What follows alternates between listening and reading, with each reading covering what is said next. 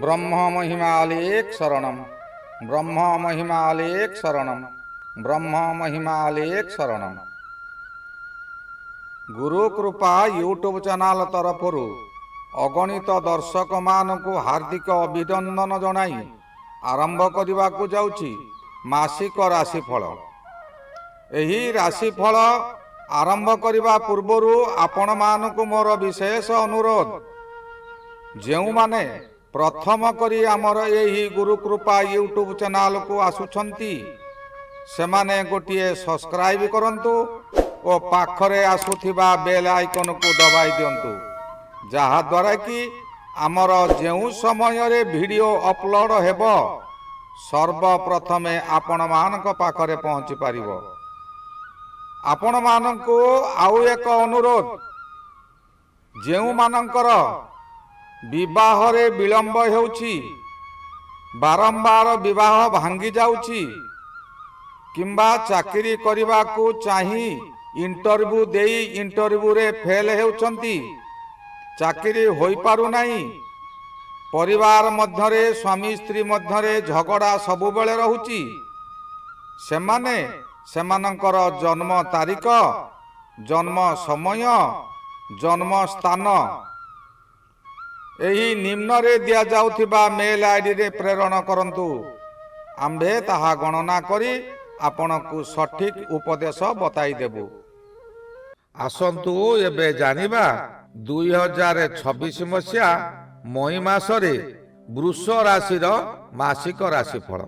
एही वृष राशि राशि चक्रर द्वितीय राशि। एही राशि रो अधिपति हेले शुक्र महाग्रह और चंद्र महाग्रह यही राशि रे सिंहासन। शुक्र और चंद्र एकत्र थिबारु बा गोटिए राशि रो अधिपति होइथिबारु वृष राशि व्यक्ति साधारणतः भारी शौकानिया थांती। जेउ समय रे शुक्र राशि को शुभ थाए बा वर्तमान वृष राशि को शुक्र जन्म रे अछंती, जन्म रे शुक्र थिबा समय रे व्यक्ति को अधिक रु अधिक सुख प्रदान कराए। जेउ पुरातन कार्य मान करुथिले से कार्य को आपण प्रत्याख्यान करदेबे, आगो को मारी चलिबे। आगो को मारिबा को आपण को केही मध्य ब्रेक करि परिबे नाही, कारण शुक्र हेउची संजीवनी मंत्रर अधिकारी। मृत्यु व्यक्ति को मध्य शुक्र बंचाई देई पारे। चंद्र से ही ग्रहर सिंहासन प्राप्ति, चंद्र मृत्यु को मध्य मारी देई पारे। उभय बलियान ये गृह। तेणु वृष राशि सर्वदा बलियान होई थांती, निज देहरे टिके धूली पकाई दियंती नाही, सर्वदा चलचंचल। शुक्र परि मध्य मायावी राशि। से काहा को कोन केते बेले कहिबे से कथार दीटा अर्थ थिबो, गोटिए अंतर रे आ गोटिए बाहर रे।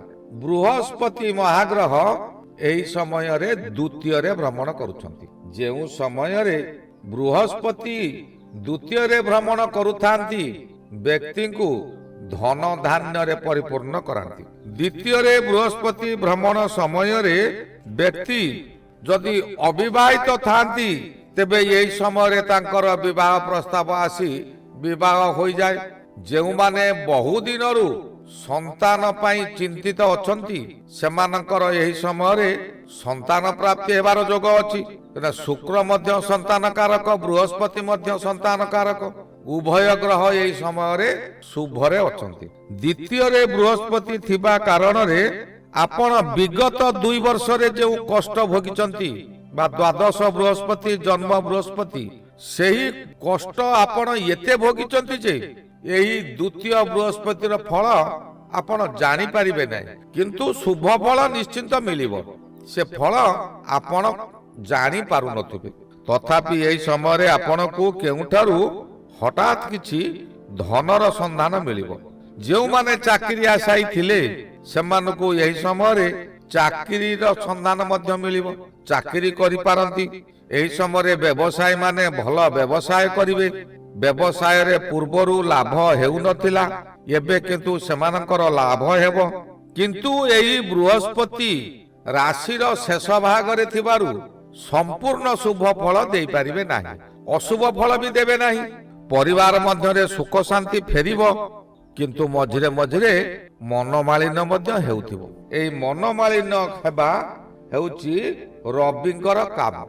ରବି ମହାଗ୍ରହ ବୃଷ ରାଶି ସକାଶେ ଦ୍ୱାଦଶରେ ଭ୍ରମଣ କରୁଛନ୍ତି। ଦ୍ୱାଦଶରେ ଯେଉଁ ସମୟରେ ରବି ଭ୍ରମଣ କରୁଥାନ୍ତି ସେ ସମୟରେ ବିଭିନ୍ନ ଦିଗରୁ ଅର୍ଥ ହାନି କରାନ୍ତି, କିମ୍ବା କେଉଁ ବାଟରେ ଅର୍ଥ ହାନି ହେବ ସେହି ବାଟଟି ଆପଣଙ୍କ ମୁଣ୍ଡରେ ପୁରାଇବେ।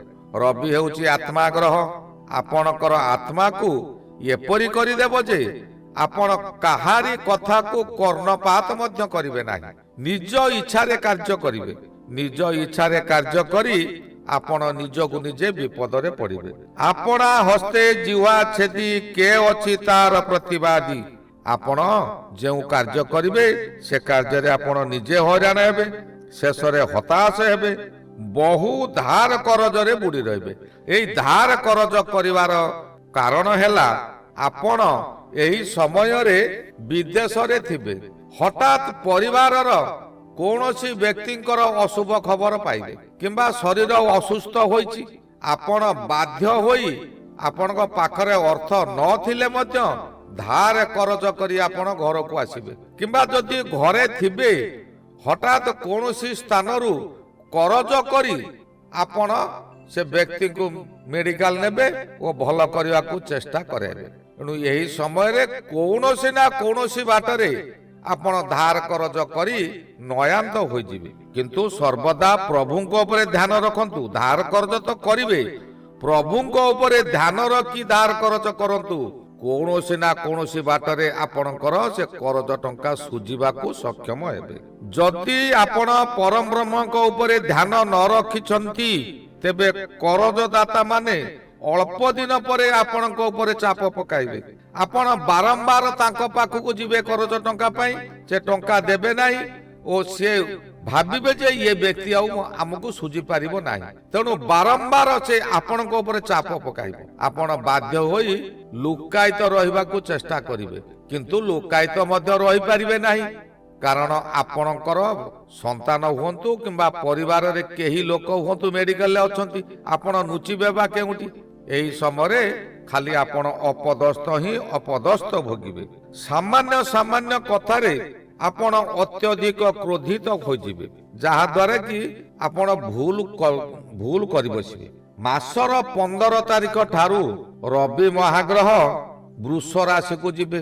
ବୃଷ ରାଶିକୁ ଯିବା ଦ୍ୱାରା ବୃଷ ରାଶିକୁ ଜନ୍ମ ରବି ହେବ। ଏହି ଜନ୍ମ ରବି ନିଜର ଆତ୍ମାକୁ ବିଶୃଙ୍ଖଳା କରାଇଦେବ। ପୂର୍ବରୁ ଆପଣ ଧାର କରଜ କରିଥିଲେ, କରଜଦାତା ମାନଙ୍କର ଚାପ ଥିଲା, ପାଖରେ ଅର୍ଥ ନାହିଁ, ଆତ୍ମା ସହଜେ ବିଚଳିତ ହେବ। ଏହି ଆତ୍ମା ବିଚଳିତ ସମୟରେ ଆପଣ ସର୍ବଦା ଅନ୍ୟମନସ୍କ ରହିବେ। ଏହି ଅନ୍ୟମନସ୍କ ରହିବା ଦ୍ୱାରା ଆପଣଙ୍କର ଦୁର୍ଘଟଣା ହୋଇପାରେ। ଆପଣ ଗୋଟିଏ କଥାକୁ ବାରମ୍ବାର ଚିନ୍ତା କରୁଛନ୍ତି, ମନ ମଧ୍ୟରେ ଚିନ୍ତା କରୁଛନ୍ତି। ଆପଣଙ୍କୁ କେହି ଜଣେ ଆସିକି ଗୋଟେ କିଛି କଥା କହିଲା, ଆପଣ ସେ କଥାକୁ ଥରେ ଶୁଣିବେ ନାହିଁ, ଦିଥର ଶୁଣିବେ ନାହିଁ, ତୃତୀୟ ଥର ବେଳକୁ ହଠାତ୍ ନିଆଁ ଭଳି ରାଗିଯିବେ, ଯାହାଦ୍ୱାରା କି ସେହି ରାଗଟି ଆପଣଙ୍କର କ୍ଷତି କରେଇବ। ସେ ଲୋକ କଣ କହୁଛି ଆଗେ ବୁଝନ୍ତୁ, ତାପରେ ଆପଣ କ୍ରୋଧିତ ହୁଅନ୍ତୁ। କିନ୍ତୁ ରବି ଏହି ସମୟରେ ଜନ୍ମରେ ରହି ଆପଣଙ୍କୁ କ୍ରୋଧିତ କରାଇଦେବ। ଆପଣ ସର୍ବଦା ଚେଷ୍ଟା କରନ୍ତୁ କାହାରି ସହିତ ଅପ୍ରିୟ କଥା କୁହନ୍ତୁ ନାହିଁ। ବାହାରକୁ ଗଲେ ମଧ୍ୟ କାହାରି ସହିତ ଅପ୍ରିୟତା କରନ୍ତୁ ନାହିଁ। ସମସ୍ତଙ୍କ ସହିତ ଆପଣ ମିତ୍ରତା କରନ୍ତୁ। କାର୍ଯ୍ୟରେ ପ୍ରଥମେ ପ୍ରଥମେ ଅସଫଳ ହେବେ, କିନ୍ତୁ ଯଦି ଧୈର୍ଯ୍ୟ ଧରି ସେ କାର୍ଯ୍ୟକୁ କରିବେ, ପ୍ରଭୁ ପରମ ବ୍ରହ୍ମଙ୍କ ଉପରେ ଭରସା ରଖି କରିବେ, ତେବେ ସେ କାର୍ଯ୍ୟରେ ଶେଷ ସମୟରେ ସଫଳତା ମିଳିବ ହିଁ ମିଳିବ। ବୃହସ୍ପତି ମହାଗ୍ରହ ଦ୍ୱିତୀୟରେ ଅଛନ୍ତି। ଦ୍ୱିତୀୟରେ ବୃହସ୍ପତି ଥିବା ସମୟରେ ବ୍ୟକ୍ତିଙ୍କୁ ଶୁଭ ଫଳ ଦିଅନ୍ତି। ଦ୍ୱିତୀୟ ବୃହସ୍ପତି ହେଲା ଧନର ସ୍ଥାନ, ଆଉ ବୃହସ୍ପତି ଧନର କାରକ।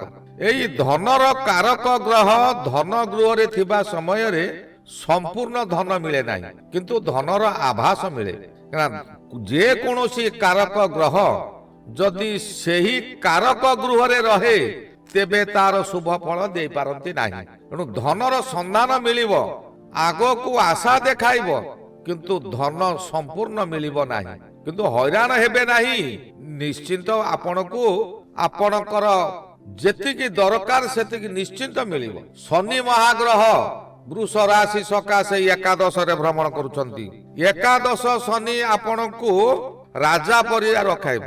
ରାଜା ହେଲେ ଦୁଇ ପ୍ରକାର, ଜଣେ ଶାନ୍ତ ଶିଷ୍ଟ ପ୍ରଜାବତ୍ସଳ ରାଜା, ଆଉ ଜଣେ ପ୍ରଜା ମାରଣ ରାଜା। ରାଜା ପରି ରହିବେ ଅର୍ଥ ବର୍ତ୍ତମାନ ଆପଣ ଶାନ୍ତ ଶିଷ୍ଟ ରହିବାକୁ ଚେଷ୍ଟା କରନ୍ତୁ। ଶନି ସର୍ବଦା ଚାହେଁ ମନୁଷ୍ୟ ଶାନ୍ତରେ ଧର୍ମରେ ଚାଲିଲେ ସେ ଶନି ସାହାଯ୍ୟ କରିବେ। ଆପଣ ଯଦି ଏହି ସମୟରେ ଆପଣ କ୍ରୋଧିତ ହେବେ, ଅନ୍ୟକୁ କୁଭାଷା ପ୍ରୟୋଗ କରିବେ, ତେବେ ଶନି ଆପଣଙ୍କୁ କେବେ ହେଲେ ଶୁଭ ଫଳ ଦେବେ ନାହିଁ। କାରଣ ଦଶମରେ ରହିଛନ୍ତି ରାହୁ। ରାହୁ ଦଶମରେ ଥିବା ସମୟରେ କର୍ମସ୍ଥାନ ହେଉଛି ଦଶମ ସ୍ଥାନ। ପ୍ରତ୍ୟେକ କାମରେ ଆପଣ ରାହୁ ପରି କାର୍ଯ୍ୟ କରିବେ। ଯେଉଁ କାର୍ଯ୍ୟ କରିବେ ସେ କାର୍ଯ୍ୟ ଭଲ ଭାବରେ ଭାବି ଚିନ୍ତି କରନ୍ତୁ, ନଚେତ୍ ଶନି ଆପଣଙ୍କୁ ବିପଦରେ ପକାଇବ। ମଙ୍ଗଳ ମହାଗ୍ରହ ମଧ୍ୟ ଏକାଦଶରେ ମାସର ଆରମ୍ଭରୁ 11 ତାରିଖ ପର୍ଯ୍ୟନ୍ତ ଏକାଦଶରେ ଅଛନ୍ତି। ଶନି ଆଉ ମଙ୍ଗଳ ଏ ଦୁଇ ଗ୍ରହ ଏକତ୍ର ଅଛନ୍ତି। ଏହି ଦୁଇ ଗ୍ରହ ଏକତ୍ର ଥିବା ସମୟରେ ଖାଲି ରାଶି ନୁହେଁ, ଦେଶକୁ ବିଶ୍ୱକୁ ମଧ୍ୟ ବିପଦ ପଡ଼ିଥାଏ। ତେଣୁ 11 ତାରିଖ ପର୍ଯ୍ୟନ୍ତ ଆପଣ ଖୁବ୍ ସତର୍କତାର ସହିତ ରହିଥାନ୍ତୁ। ଏହି ସମୟରେ କୌଣସି କାର୍ଯ୍ୟ ଆପଣଙ୍କର ହେବା ପର୍ଯ୍ୟନ୍ତ ଯାଇଥିବ, ରାତି ପାଇଲେ ସେ କାର୍ଯ୍ୟଟି ଆପଣଙ୍କର ହେବ, କିନ୍ତୁ ରାତାରାତି ତାହା ପରିବର୍ତ୍ତନ ହୋଇଯିବ। ରାତି ପାଇଲାକୁ ସେ କାର୍ଯ୍ୟ ଆପଣଙ୍କର ନଥିବ। ଆପଣ ବିଚଳିତ ହୁଅନ୍ତୁ ନାହିଁ। ଏହି ସମୟରେ ବିଚଳିତ ହେଲେ ଶରୀର ପ୍ରତି ବହୁତ କ୍ଷତି ଆସିବ। ଆପଣ ବିଚଳିତ ନ ହୋଇ ପ୍ରଭୁଙ୍କ ଉପରେ ଧ୍ୟାନ ରଖନ୍ତୁ। ଯାହା ହଉଛି ହେଇଯାଉ, ଯାହା ହେବ ତାହା ବି ହେଉ, କିନ୍ତୁ ପରବ୍ରହ୍ମଙ୍କ ଉପରୁ ଧ୍ୟାନ ହଟାନ୍ତୁ ନାହିଁ। କେତୁ ମହାଗ୍ରହ ଚତୁର୍ଥରେ ଅଛନ୍ତି। ଚତୁର୍ଥ ଗୃହ ହେଲା ସୁଖ ଗୃହ। କେତୁ ହେଲା ଆଶାବାଦୀ ଗ୍ରହ। ଆପଣଙ୍କୁ ବହୁତ ବାଟକୁ ଆଶାକୁ ନେଇଯାଇ ଆପଣଙ୍କୁ ବିପଦରେ ପକାଇ ଦେଇପାରେ। କିନ୍ତୁ ମାସର 15 ତାରିଖ ପରେ ରବି ମହାଗ୍ରହ ଯେଉଁ ସମୟରେ ଦ୍ୱିତୀୟକୁ ଯିବେ, ସେ ସମୟରେ ଅଧିକ ଆପଣଙ୍କୁ ବିଚଳିତ କରାଇବ। ଆପଣ ଧୈର୍ଯ୍ୟର ସହ ସବୁ ମୁକାବିଲା କରନ୍ତୁ, ଭୟ କରନ୍ତୁ ନାହିଁ।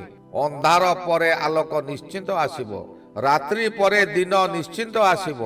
ରାତ୍ରିର ଅନ୍ଧକାର ନଥିଲେ ଦିନର ଆଲୋକର ପ୍ରଭାବ କେହି ବୁଝିପାରିବେ ନାହିଁ, ତାର ଭଲ ମନ୍ଦ କେହି ଜାଣିପାରିବେ ନାହିଁ। ସର୍ବଦା ଯଦି ଆଲୋକ ରହେ, ତେବେ ଯେଉଁ ସମୟରେ ଅନ୍ଧାର ହେବ ସେ ସମୟରେ ମନୁଷ୍ୟ ଭାଙ୍ଗି ପଡ଼ିବ। ଏହି ଗଲା 2026 ମସିହା ମଇ ମାସରେ ବୃଷ ରାଶିର ମାସିକ ରାଶିଫଳ। ଶ୍ରୀ ଗୁରୁ ବ୍ରହ୍ମ ମହିମା ଅଲେଖ ଶରଣ। ଶ୍ରୀ ଗୁରୁ ବ୍ରହ୍ମ ମହିମା ଅଲେଖ ଶରଣ। ଶ୍ରୀ ଗୁରୁ ବ୍ରହ୍ମ ମହିମା ଅଲେଖ ଶରଣ ଶରଣ ଶରଣ।